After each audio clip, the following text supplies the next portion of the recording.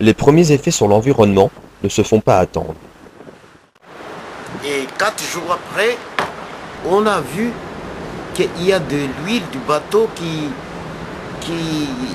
sort du bateau et puis qui arrive même jusqu'à quelques kilomètres. Les traces de fioul ont été observées sur les plages jusqu'à 30 km à l'est du naufrage. Les baleines à bosse viennent se reproduire dans les eaux chaudes de l'océan Indien. La présence de fioul lourd dans l'eau a certainement causé la mort de plusieurs d'entre eux. Et d'habitude, comme nous vivons toujours au bord de la mer, pendant beaucoup de temps, il y a toujours des baleines qui sont échouées. Mais à ce temps-là, il y avait au moins 6 ou 4 baleines qui sont mortes. Même devant nous, il y avait un baleineau qui a sauté et tombé sur le rocher. Il était blessé et mort aussi. On ne sait pas s'il était étouffé par le fiole ou bien il était, par accident, il était mort, mais coïncidence.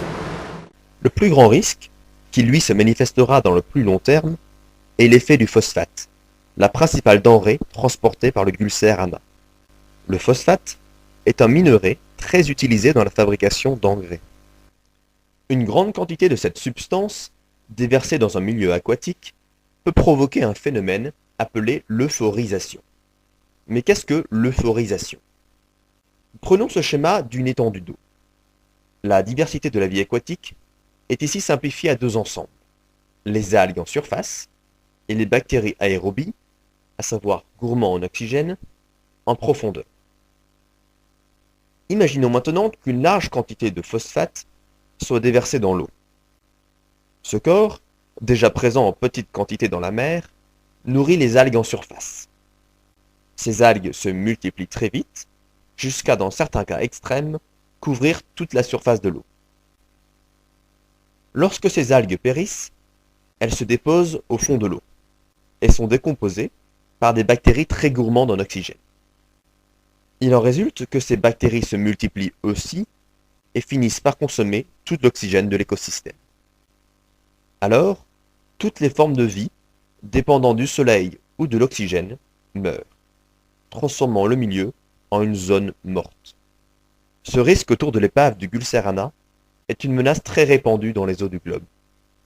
L'ONU a identifié dans le monde une centaine de ces zones où de vastes surfaces sont parfois concernées, comme à l'embouchure du Mississippi, de la Pearl River ou du fleuve Jaune en Chine, comme en témoignent ces images satellites.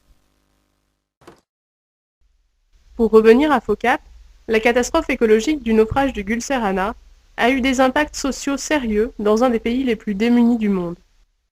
On a recommandé les gens de ne pas manger le poisson, parce que c'est à cause de ça qu'on peut y avoir l'intoxication alimentaire.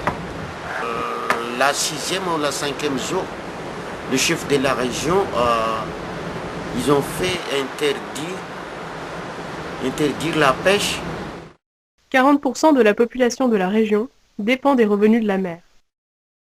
L'assureur du bateau soulage en partie la population. Qui fait travailler les gens pour le nettoyage. Les pêcheurs. On a ramassé ça, on met dans des sachets et on attend les gens qui vont le ramasser. Mais seulement 40 personnes sont employées. Tous les pêcheurs démunis n'ont pas accès à ces emplois. Ils nous sont payés 5 milliards par jour. Or 5000 ariary équivaut à 2 euros, ce qui, même à Madagascar, est très peu. Il faut ajouter à cela que les touristes se font plus rares avec la mauvaise publicité, déjà qu'ils n'étaient pas nombreux avant au vu de l'isolement de Focap.